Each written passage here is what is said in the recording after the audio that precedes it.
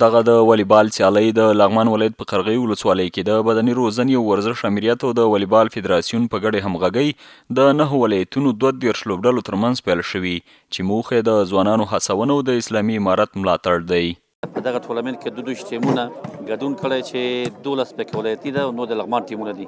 دا به ان شاء الله درې اونۍ دربرو په هدف د اسلامي امارت ملاتړ او د ځوانانو د زړونو یو ځای کول، د ولسونو یو ځای کول او د نشي توکو نه په مبارزه. بل لور ته د والیبال لوبغاړي د یادو سیالیو د پیلېدو له کبله خوښ دي او وایي داسې سیالۍ د ملي لوبډلې د تقویې لپاره ډېرې مهمې دي. ډېر منندوی دي تاسو نه چې داسې ټورنمنټ په پلار اچولی ده او د همدې ټورنمنټو د برخې نه کولی شو چې موږ او تاسې انشاءالله د خپل ملي ټیم تقویه کړو او لوبې انشاءالله وګټو اسیایي جامو کې د خیر سره.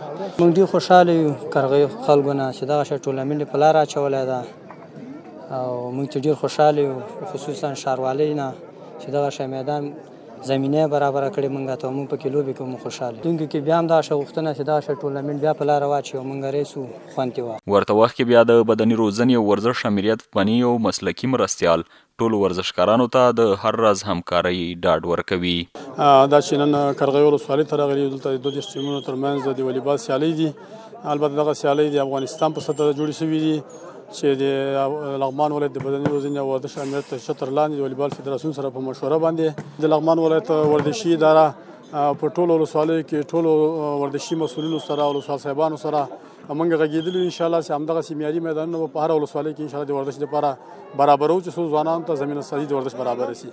د یادونې وړ ده چې تر دې وړاندې د لغمان ولایت په مرکزي جمنازیوم کې هم د 6 لوبډلو ترمنځ د والیبال سیالۍ ترسره شوې وي.